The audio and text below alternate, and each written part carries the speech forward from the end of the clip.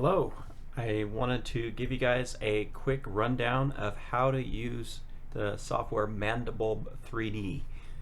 First off, you want to go to your browser and you want to go to mandelbulb.com. You want to click on this little tab here that says software and then click on this Mandelbulb3D. So just click on that. And then you have the Windows version to download right here. I'm not sure if it is on Mac. So keep that in mind, Mac users. You'll have to look that up. As far as I know, it's a Windows only. But this is where you download it. Alright, so once you have it installed, open up the program. And this is what you're going to see.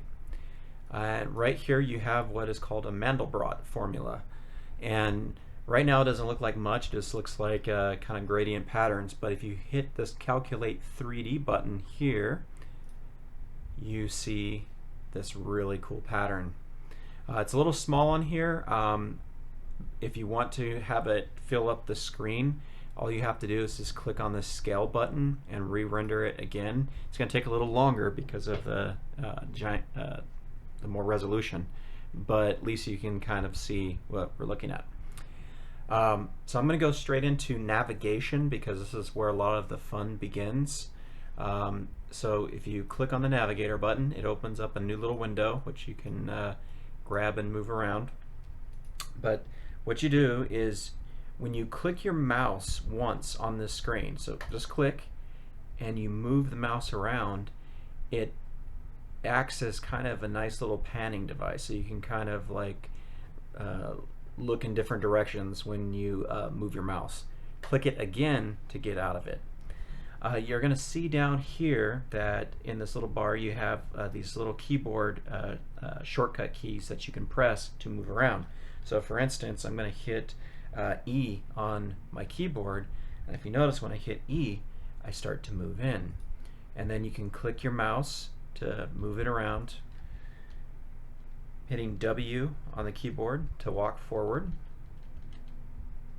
It's kind of a neat pattern in there. Then also you can use the U and O keys to rotate.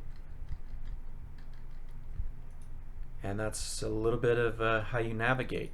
Now the fun begins in Mandelbulb when you start to, oh by the way, I'm using the mouse wheel to scroll in and out also.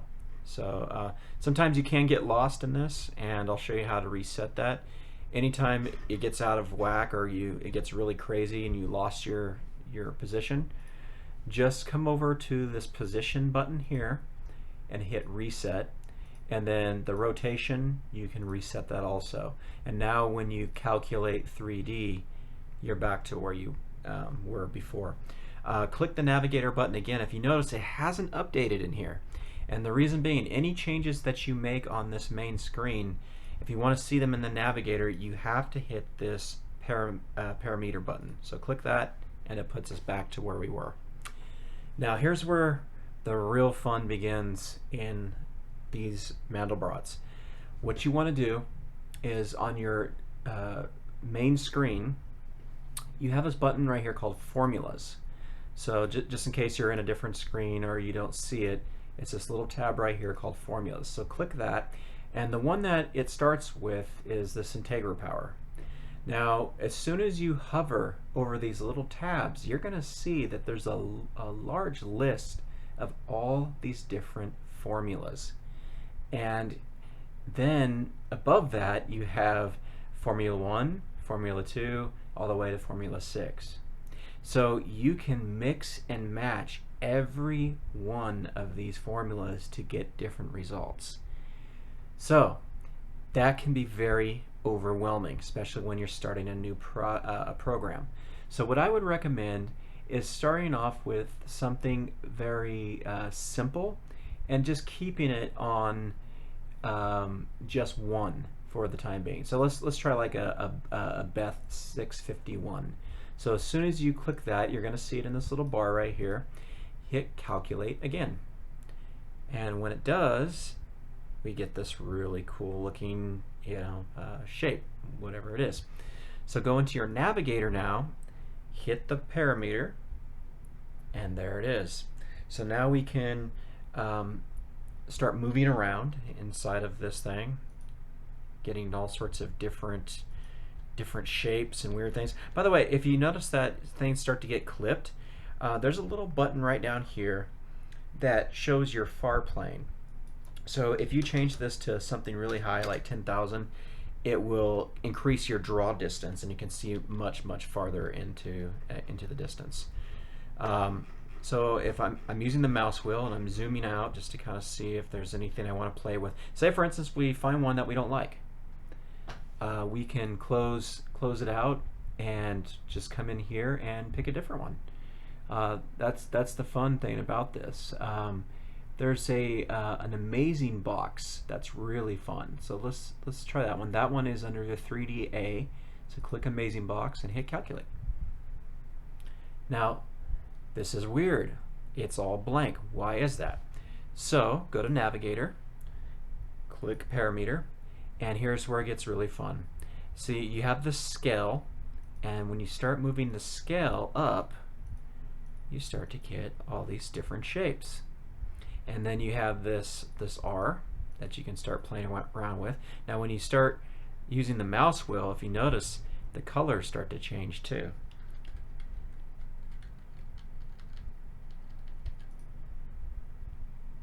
That's really cool.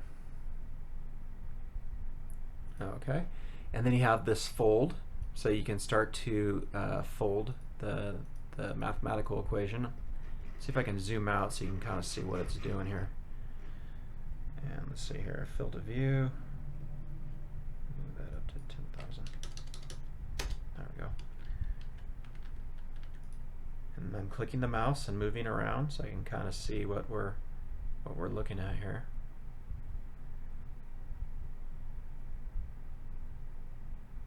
There's some really neat shapes in here. Okay, so let's say we like this right in here and we want to render this out. So what you have to do is click this button right here, View to Main. And when you click that, click your Calculate 3D. It's going to do a quick render and then a secondary render to bring in the shadows. So there we go. We have a really nice render. Now later on I'll go into what happens if your renders look grainy. There is a calculation button right here, but I don't want to get into that just yet. But you can change this ray step multiplier and make it a lower number. So if you do have some really grainy renders, this is how you can fix that. But it does take a lot of calculation. So if it's running slow already, if you mess with these settings, you're going to have a very bad experience. So just leave it set to the main. You can also change like high quality right here. You can do preview quality, so you can change your quality by clicking these four tabs right here. Good way to start, but if you want to fine-tune it, calculation tab is where you do that. Now the next step is, instead of using these default colors, how do you change the colors? So you want to click on this lighting tab right here, and when you do that, this is where you have access to different light systems you can use. You even have presets that you can click on that automatically just generate with a lighting setup and different colors. But the fun comes in customizing your own. So to do that, you have these tabs right here. You have Object, Ambient. Ambient is going to be these colors right here for the depth of field. You also have one for your fog. So this slider right here increases how much distance the fog is towards the camera. If you click on these, you can change the color of them to get a really cool dramatic effect if you want to do that. The option's there. You can also change the offsets, how far the fog comes towards the camera or how far it is in the distance. So those are really fun. The ambient light, this one right here changes the ambient light coming from the the global illumination. So if you want like an overall green tint to your things, if you click that, you can see there's now green in the lighting. So that can be handy in certain situations also. So if you want to reset it, just right mouse click on it and it will set it back to its normal color. So for instance, if we have this set to green, you don't like that green, just right mouse click and it goes back to normal. We also have access to having a visible light source. So if you click this to 4, and I like checking this relative to object box, but if you notice, now we have this really cool interactive light, and we can kind of see the shadows in real time moving around, which can give us some really great effects. But when you're moving your animations, this relative to object, I think what that does is it keeps the lighting in place, so when you're moving around, the light and the shadows won't be moving around also, as far as I know. So I'll do some more research on that. This increases the amount of diffusion coming from your objects. You have specular.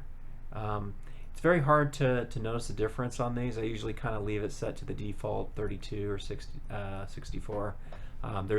It's not that much difference, and I'm sure the higher you go, it has a higher calculation.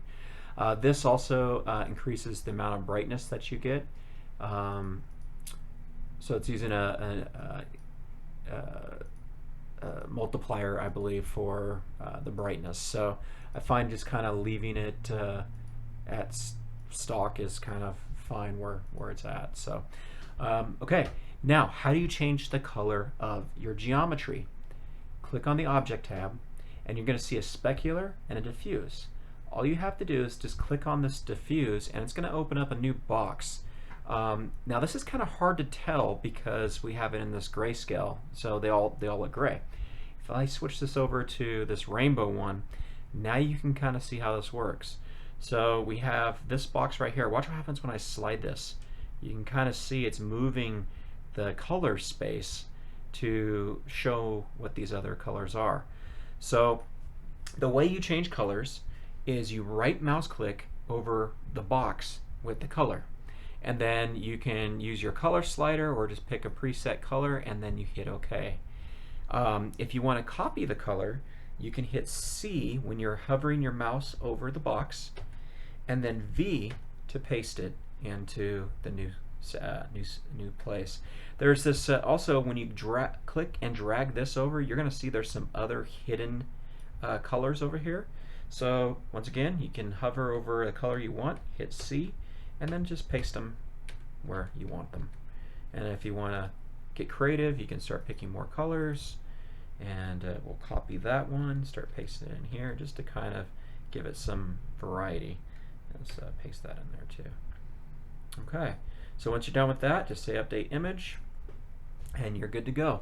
Now as far as I know, there is no way of getting a transparent background on here. So I found kind of a workaround, but it does require like Photoshop or After Effects. But if you take this depth and you switch these to green, just like this, and then with this with the fog, I would recommend turning off the fog on something like this. But what this does is this kind of gives you a nice green screen to key from. And when you have the fog, it makes it kind of hard because you'll get some bleeding in there. But this worked really well for a lot of projects I've done. It's easy to key out, and you have a really cool animation that now you can put in with your CG backgrounds or matte paintings. So that's how I would recommend if you want to have a transparent background, doing that and just taking it into Photoshop or After Effects. So once you have what you want, I'm going to set these back to something different here.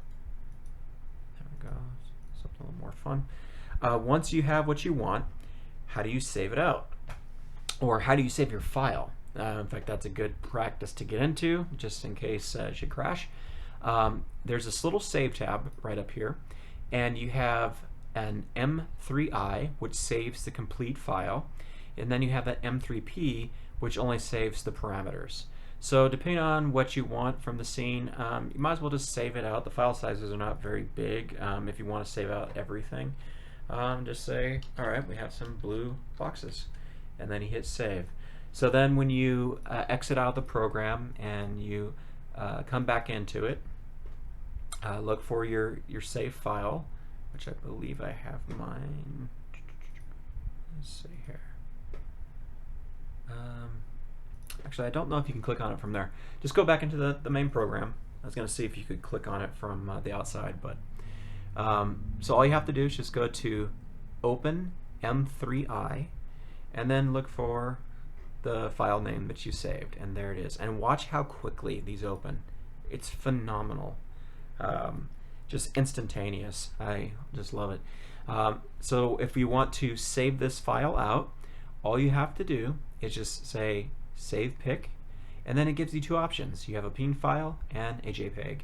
This is a Z buffer. That's usually for depth information for like After Effects or 3D programs. But we're just going to focus on the images. So go ahead and click PNG, save it to where you want, and we're going to save our blue boxes and hit save. And once that's done, there is our file. And it does a really clean render. Now you can increase the file size very, very high if you want. You will probably run out of memory when you do these, so keep that in mind. But if you want a really high resolution picture, that's how you would do it. Now if you want to animate something like this, here's how you do it. Go into your navigator, and what you want to do is you want to click this, oh, by the way, if the lighting doesn't update, click this light button right here, and this will update any lighting that you do, because sometimes when you're in this screen, we came into the save file, so that's why it's normal, but if you were to come back into the navigator, it would have your own lighting set up, just to kind of show you what I'm talking about. If we come into lighting, and under the ambient here, let's change this to maybe like a brighter color, and we go back in the navigator. If you notice, it hasn't updated. So just hit the light button, and now your lighting is where it should be. Okay, so how to animate. It's very, very simple. Just click this Animations tab, and if you notice when I did that, we lost our navigator. Just click the navigator button. Like I said, the menus kind of get hidden. Anytime you click on another one, it covers up the other menu. But so with these two boxes, make sure these can easily, you can swap back and forth between them. What you're going to do is you're going to click this little button, Animate Keyframe. And when you do that, if you notice, it makes a little frame over here. This is saying that we've actually saved this view on our screen. So what you want to do now is start moving around inside of it and fly around. Find something that looks cinematically appealing. So kind of play with your rule of thirds, just finding something that looks very pleasing or interesting to the eye. Tilt this a little bit here. It's kind of interesting. All right, and then when you have the new camera frame or angle you want, hit the Animate Keyframe again. There we go. Now we have our second one. Now you can change the amount of frames that it tweens in between each one of these frames. Right now the current default is set to 50. You can change that to whatever you like. I find that 50 looks very fluid. I like fluid animations, so I just kind of leave it set there. But it does give you that option to change that. Also, you can do a looping animation, which it does a really cool job of creating a nice looping pattern. So I'm going to turn that on just to show you what I'm talking about. And then let's find two more camera views. So let's have our camera move up, maybe tilt this way, clicking the mouse and moving it over. Oh, I like that shot. That's really neat looking. All right, so we are going to click the button there, and then I'm going to move the mouse again. Okay, and then we're going to kind of, I'm holding down the key so it goes a little faster there. There we go, and then Animate Keyframe. Okay, now if you were to render this out, we have 200 frames. In fact, it shows you your frame count right there. Each one of these frames, if you say it takes a minute, you're looking at 200 minutes to render this scene out. But if you want to see what it looks like without having to do that, there's this little button right here you can click called Render Preview. Go ahead and click that. And as you can see, this is kind of a little representation of what we're seeing. So I'm just going to let this play out.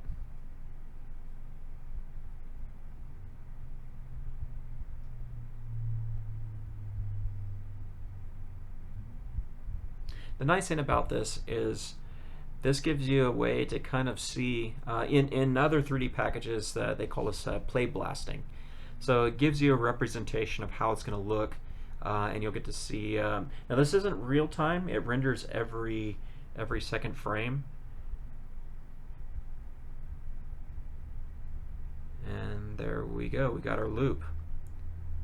I don't like that segment in there, so something's getting messed up in there. So yeah, I want to kind of figure out where that's at. I think it's right in the very beginning. So let's say if it was in the beginning, let's just say, all right, we don't want that frame or those 50 frames, so we can get rid of those. Let's even try just doing 100 frames. Let's get rid of that one too. Say loop animation, render preview. There we go.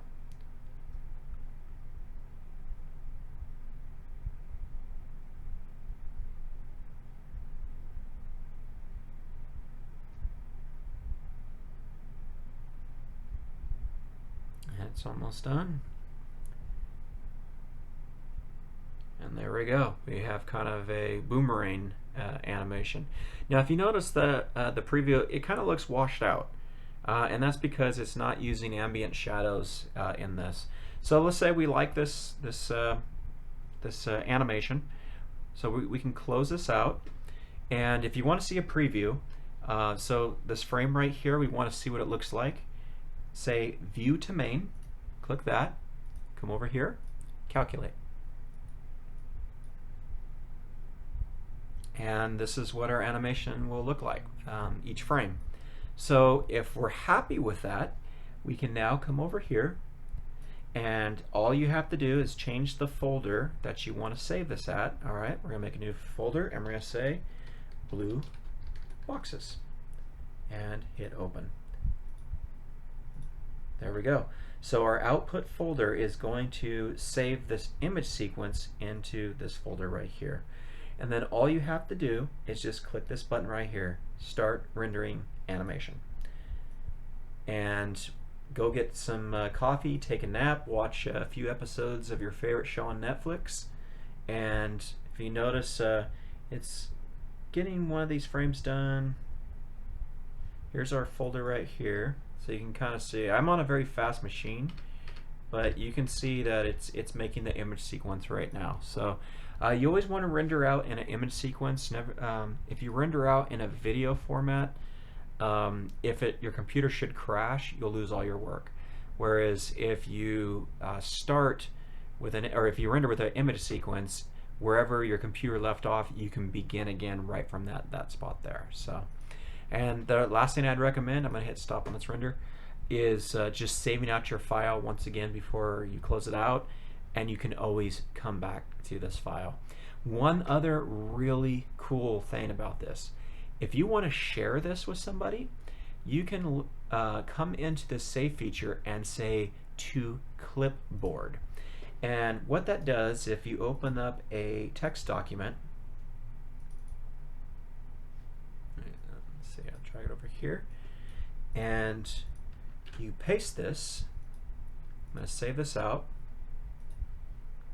This right here is the code of what we just did. So you can copy this code, email it, or send it to somebody, and then you just say from clipboard. So as soon as you click that, and you click that 3D render, would you look at that? We're right back to where we left off. So that is the power of this program. I mean, it's so simple. It's such a lightweight program, but yet it sends you to worlds that are just so foreign and alien. Some of the new renders I've done, I did this one last night, and it's just like you can zoom in like super high quality on some of these, and it just never ends. And then you can mix in different formulas and go to all sorts of new worlds. So it's basically like a digital version of Star Trek. You can just boldly go where no person has gone before. So enjoy. Hopefully this tutorial's been great, and if you like what I'm doing here, hit the subscribe button and check out some of the art I have on Skyclad Squirrel Art on Instagram. Thanks so much.